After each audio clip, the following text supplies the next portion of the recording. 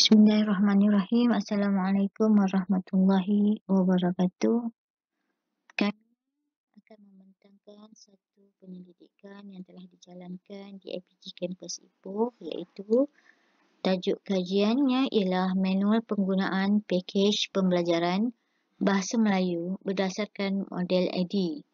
Saya, Dr. Haji Anwar Azhar binti Abdul Aziz selaku Ketua Penyelidik bersama-sama Dr. Haji Muhammad Taufik bin Haji Ahmad telah menjalankan kajian ini pada tahun ini dalam kalangan pelajar IPG yang telah menjalani praktikum di sekolah. Proses penyelidikan yang telah kami jalankan ialah pada mulanya kami telah mencari bahan dalam pengenalan dan merangka pernyataan masalah, membina persoalan kajian dan menjawab objektif kajian. Di situlah kita lihat apakah kepentingan kajian ini dan kita melihat sorotan literaturnya, dan berdasarkan kajian-kajian lalu kami telah membincang untuk metodologi kajian ini, menganalisis data dan perbincangan, seterusnya implikasi dapatan kajian tersebut serta cadangan kajian lanjutan. Okey, berdasarkan apa yang telah kami lakukan dalam penyelidikan ini, latar belakang kajian ini adalah kerana kita dapati bahawa bahasa Melayu merupakan bahasa rasmi dan bahasa kebangsaan di Malaysia.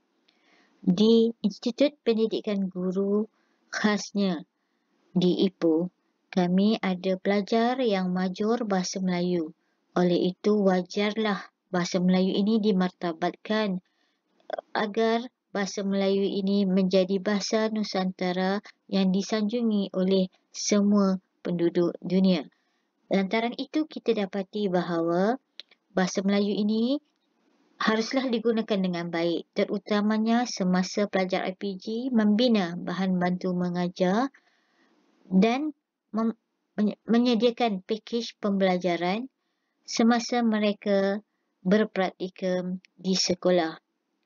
Namun demikian, tidak dinafikan dalam pakej pembelajaran tersebut masih ada kesalahan yang sering berlaku.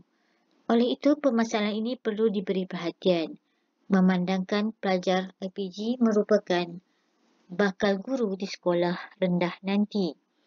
Bagi menangani masalah ini, analisis kesalahan bahasa perlu dijalankan. Kami memfokuskan aspek morfologi, terutamanya dalam pakej pembelajaran yang telah digunakan. Pakej pembelajaran yang dimaksudkan ini ialah aplikasi PowerPoint yang biasa mereka gunakan sebagai tapak pembelajaran ketika mereka berada di sekolah. Apa yang kami dapati, maklumat hasil daripada analisis kesalahan ini nanti kami akan gunakan untuk menyediakan satu manual penggunaan pakej pembelajaran bahasa Melayu, dan penyediaan ini kami telah menggunakan model AD, iaitu Analysis, Design, Develop, Implementation dan Evaluation. Permasalahan yang kami dapati yang telah dikaji oleh kajian Roziman Omar dan Samsudin Ngad Denin di IPG ialah berjuga adanya kesilapan telah berlaku. Dalam kajian ini menyatakan bahawa pelajar IPG telah melakukan beberapa kesilapan dalam penulisan. Sehubungan itu kita dapati berdasarkan apa yang dikatakan oleh Khatijah Abdul Razak pada tahun 2011, iaitu guru yang berkualiti perlu memperkasakan kepakaran diri mereka dalam ilmu pengetahuan. Lantaran itu, penyelidik mendapati ada sangat wajar satu kajian dilaksanakan untuk mengatasi dan menyelesaikan masalah penggunaan bahasa Melayu yang betul dalam pakej pembelajaran sebagai bahan bantu mengajar pelajar IPG. Ini adalah kerana pelajar IPG ini merupakan bakal pendidik yang akan mengajar bahasa Melayu di sekolah rendah kelak. Oleh itu, penyelidik mengambil inisiatif untuk menganalisis kesalahan dan membina manual penggunaan berdasarkan model AD. Objektif kajian kami ialah yang pertama, mengenal pasti tahap penguasaan bahasa Melayu. Yang kedua, menganalisis kesalahan morfologi yang kami jumpai dalam pakej pembelajaran. Dan yang terakhir, membina manual penggunaan pakej pembelajaran bahasa Melayu ini menggunakan model AD. Persoalan ini kami telah membinanya dan kami mendapati bahawa bagaimanakah tahap penguasaan bahasa Melayu pelajar IPG ini dan menganalisis kesalahan ini dan akhirnya membina manual penggunaan. Kepentingan kajian ini, kita dapati bahawa manual penggunaan pakej pembelajaran ini boleh dijadikan contoh dan panduan kepada guru bahasa, terutamanya bagi mereka yang menggunakan pakej pembelajaran sebagai bahan bantu mengajar di sekolah. Diharapkan manual penggunaan ini membantu guru-guru bahasa ini membina pakej pembelajaran bahasa Melayu yang betul dari aspek tata bahasa.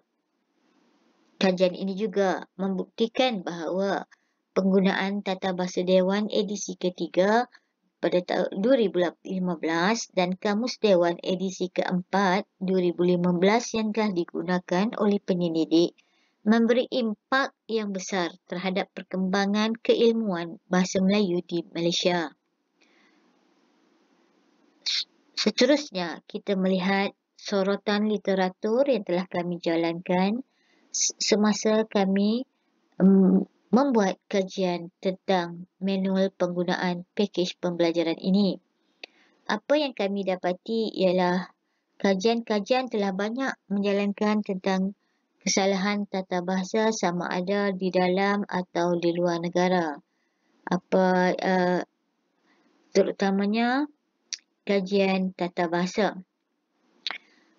Kesalahan tata bahasa ini turut dikaji oleh Furda Karazmak pada tahun 2018, merupakan pengkaji luar negara. Beliau telah mengkaji dan menganalisis kesalahan ujian tata bahasa dalam kalangan sekolah menengah. Begitu juga pengkaji tempatan seperti Zaliza 2015. Kajian tentang morfologi juga turut dikaji oleh Al-Hadi Ismail dan Zaitul Azma Zainun Hamzah pada 2018, di mana mereka telah mengkaji kesalahan morfologi dalam penulisan murid-murid. Kajian ini telah menggunakan pendekatan analisis kesalahan bahasa. Turut dikaji juga ialah Amira Shazrina dan Bijaya Lechemi. Mereka juga turut mengkaji penggunaan imbuhan dalam kalangan murid di India di Sekolah Jenis Kebangsaan Tamil. Mereka telah menggunakan teori analisis kuada. Kajian yang berkaitan dengan model AD ini turut dikaji oleh Muhammad Taufik Abdul Ghani. Muhammad Taufik telah menggunakan AD untuk membangunkan satu laman web pendidikan yang berkaitan dengan bahasa Arab.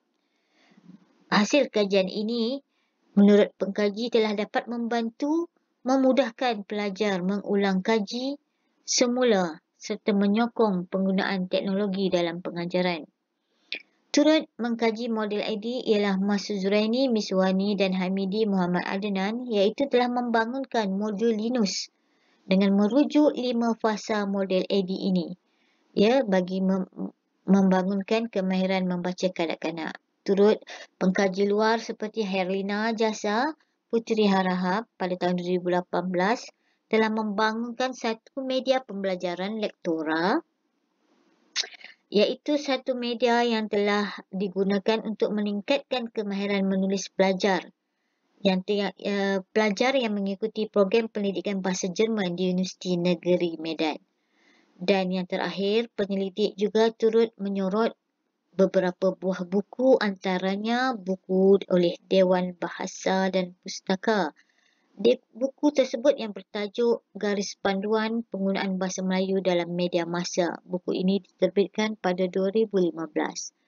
Buku ini turut menggariskan bagaimana garis panduan penggunaan bahasa Melayu yang betul dan wajar dipatuhi oleh pengamal media untuk mempersembahkan bahasa yang baik agar mesej yang disampaikan berkesan dan jelas. Okey, perbandingan kajian lepas dan kajian yang dijalankan didapati ada beberapa perbandingan, iaitu kita lihat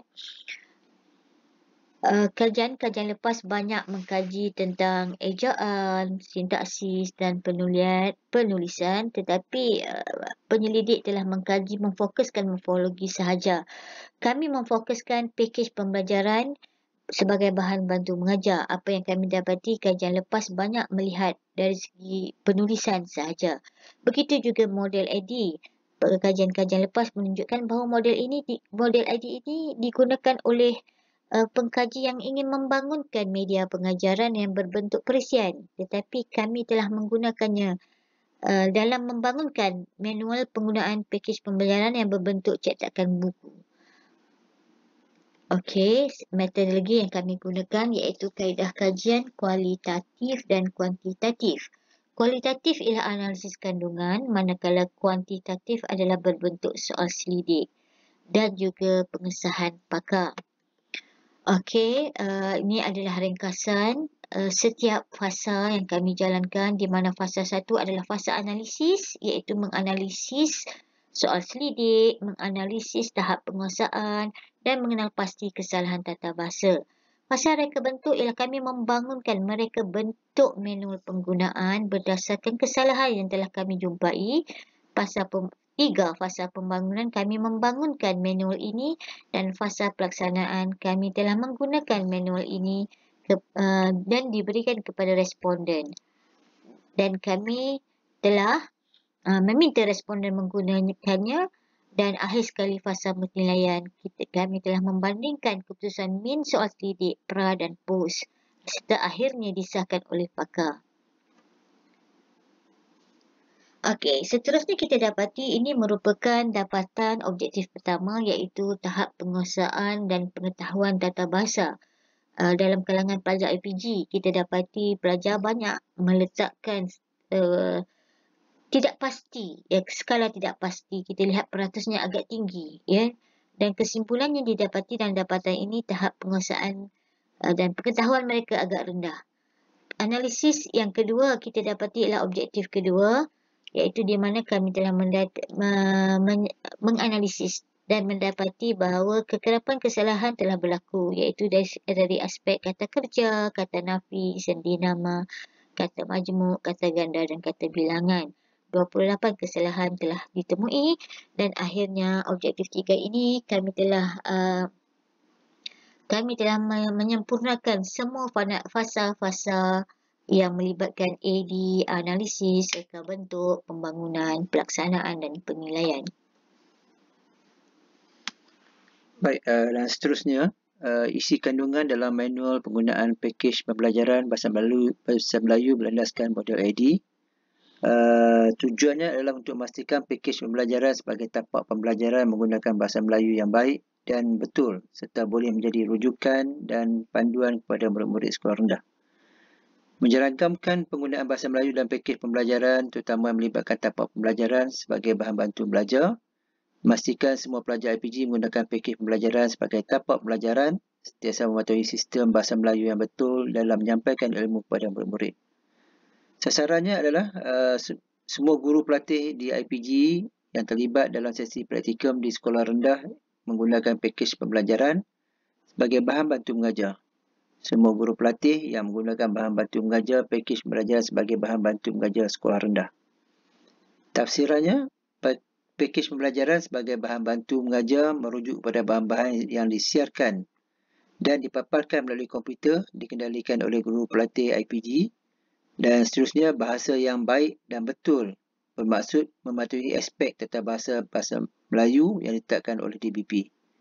Bahan yang digunakan perlulah beretika tanpa menjejaskan maklumat yang hendak disampaikan, di samping mengutamakan aspek kesantunan berbahasa. Perkataan bahasa Melayu hendaklah sentiasa diutamakan, dan penggunaan kata pinjaman bahasa asing yang diluruskan dan dibenarkan oleh DBP sahaja. Bahagian utama dalam isi kandungan dalam manual penggunaan ini terbagi pada dua, iaitu bahagian A, pengenalan, dan bahagian B ialah morfologi. Kandungan kepada morfologi itu bagi pada dua, iaitu proses pembentukan kata dan proses pembentukan golongan kata. Ini adalah perancian bab 2 manual penggunaan pakej pembelajaran yang berdasarkan model AD. Secara umumnya dapat dijelaskan dari paparan. Dan seterusnya ialah implikasi dapatan kajian, iaitu meningkatkan pemahaman tentang bahasa pelajar RPG. Dan seterusnya implikasinya ialah pakej pembelajaran bahasa Melayu sebagai bahasa bantu sebagai bahan bantu pengajar. Dan yang ketiga ialah manual penggunaan pakej pembelajaran sebagai bahan bantu pengajar. Dan cadangan daripada kajian yang kami laksanakan iaitu pendekatan pembelajaran bahasa Melayu, medium pengajaran lain dan gaya pembelajaran. Dan itu saja hasil daripada penyelidikan kami. Diharapkan penyelidikan ini dapat memberi faedah dan juga implikasi kepada penyelidik-penyelidik dan juga pengguna yang lain. Sekian, terima kasih. Assalamualaikum warahmatullahi wabarakatuh.